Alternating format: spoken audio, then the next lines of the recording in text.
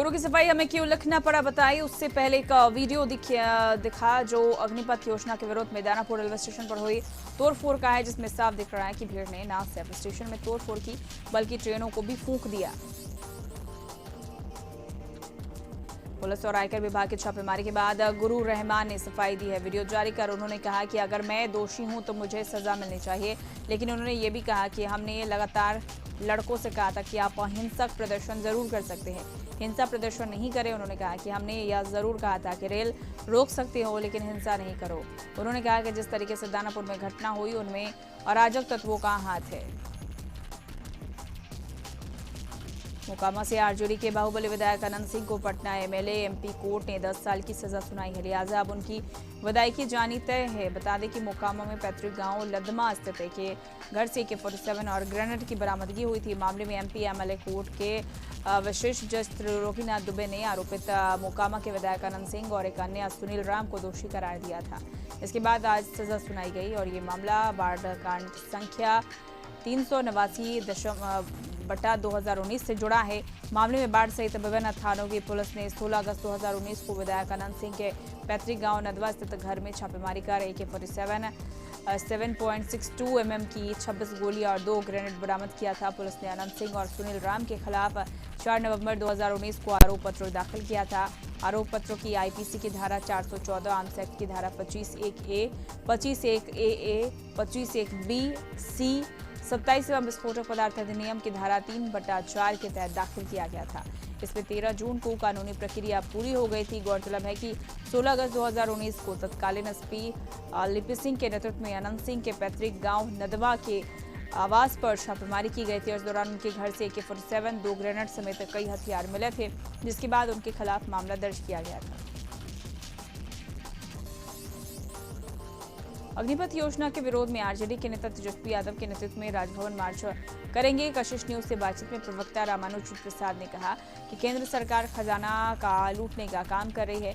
RJD के आरोपों पर बीजेपी कोटे से बिहार के मंत्री नितिन नवीन ने कहा कि जिन लोगों ने जॉब के लिए लोगों की जॉब छीन ली वो अग्निपथ के बारे में क्या बोलेंगे। अंतर्राष्ट्रीय योग दिवस के मौके पर झारखंड के राज्यपाल रमेश बैस ने भी योग कर लोगों के इसके प्रति जागरूक किया। राजभवन परिसर में आयोजित योग शिविर में राज्यपाल रमेश बैस ने कहा कि पूरे विश्व ने भारत की इस पद्धति को अपनाया है। उन्होंने कहा कि प्रधानमंत्री नरेंद्र मोदी ने जैसे ही अंतर्राष्ट्रीय योग दिवस की बात को रखा था, कई देशों ने इसे अपनाया और ये हमारे लिए खुशी की बात है। उन्होंने कहा लोगों से अपील किया कि योग से निरोग रहा जा सकता है, इसलिए इस पर विशेष ध्यान दें। रांची में अंतर्राष्ट्रीय योग दिवस पर योग कार्यक्रम का आयोजन किया गया। प्रदेश के स्वास्थ्य मंत्री बन्ना गुप्ता ने योग कार्यक्रम में शामिल हुए। इस दौरान बन्ना गुप्ता ने आयुष ऐप को लॉन्च किया, आयुष वेबसाइट को भी लॉन्च किया। मौके पर अपर स्वास्थ्य सचिव अरुण सिंह उपस्थित रहे। रांची में योग दिवस के मौके पर मोराबादी मैदान में योग कार्यक्रम का आयोजन किया गया। दादा दादी पार्क में पूर्व मुख्यमंत्री बाबूलाल मरांडी सहित कई नेताओं ने योग किया। इस कार्यक्रम में छात्र छात्राओं ने योग साधना किया। अंतर्राष्ट्रीय योग दिवस पूरे विश्व में मनाया जा रहा है। वहीं इस मौके पर जमशेदपुर के एग्रीको मैदान में विशाल योग शिविर का आयोजन किया गया, जहां भारतीय जनता पार्टी के राष्ट्रीय उपाध्यक्ष और झारखंड के पूर्व मुख्यमंत्री रघुवर दास, सांसद विद्युत वरण महतो सहित कई लोगों ने हिस्सा लिया। वहीं इस मौके पर झारखंड सरकार के स्वास्थ्य मंत्री बन्ना गुप्ता ने भी योग शिविर में पहुंचकर योग कर अपने आप को फिट रखने के साथ राज्य के लोगों को भी योग करने की सलाह दी। पूर्व मुख्यमंत्री रघुवर दास ने कहा कि देश के प्रधानमंत्री नरेंद्र मोदी की कोशिशों का नतीजा है कि आज 193 देश योग मना रहा है। आज अंतर्राष्ट्रीय योग दिवस है और इसको लेकर कई जगहों पर लोग योग कर रहे हैं। राज्य के कई जिलों में भी योगाभ्यास का आयोजन किया गया। टीवी स्क्रीन पर हम आपको सुबह के 6 जिलों की तस्वीरें दिखा रहे हैं, जहां लोगों ने उत्साह के साथ योगाभ्यास में हिस्सा लिया।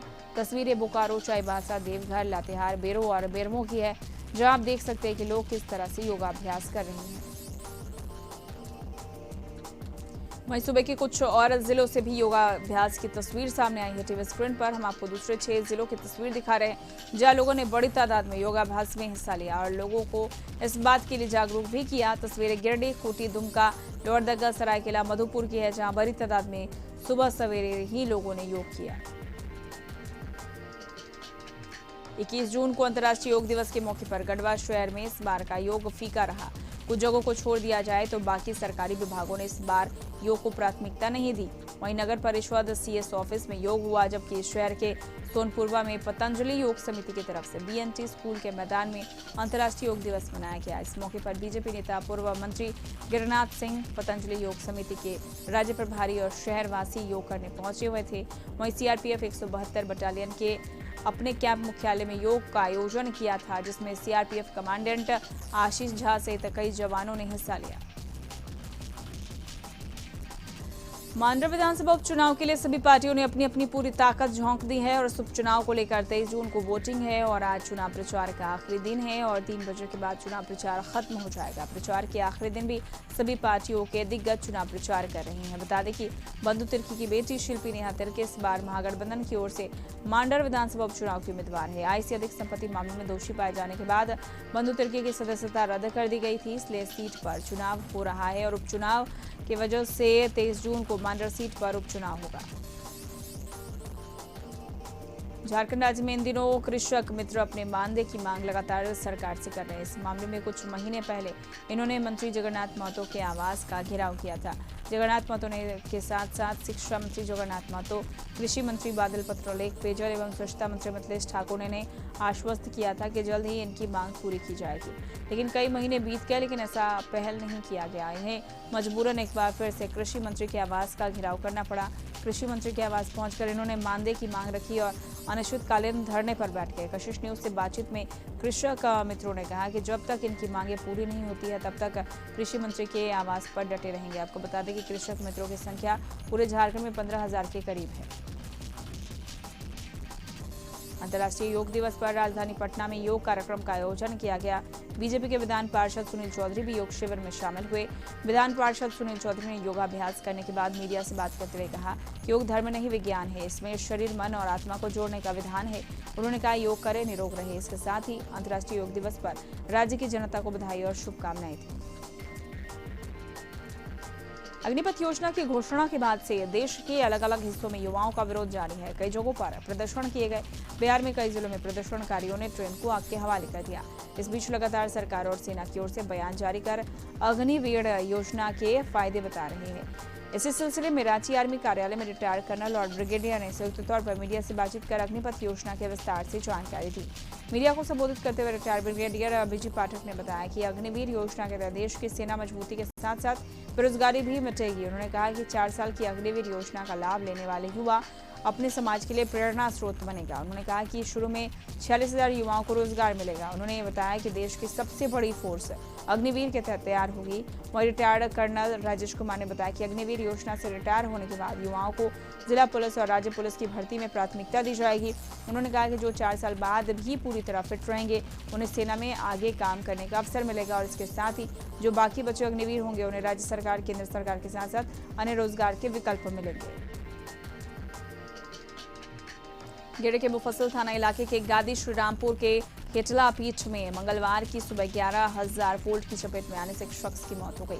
बताया जा रहा है मृतक फागू महतो और उसका भाई साधु यादव दोनों अपने रिश्तेदार के घर मंगरोडी गए हुए थे और बाइक से अपने घर लौट रहे थे। इस दौरान गादी श्रीरामपुर के केटला पीठ के पास सड़क से गिरे 11,000 वोल्ट तार की चपेट में आ गए और इस दौरान उसकी मौत मौके पर ही हो गई, जबकि उसका भाई गंभीर रूप से घायल हो गया है।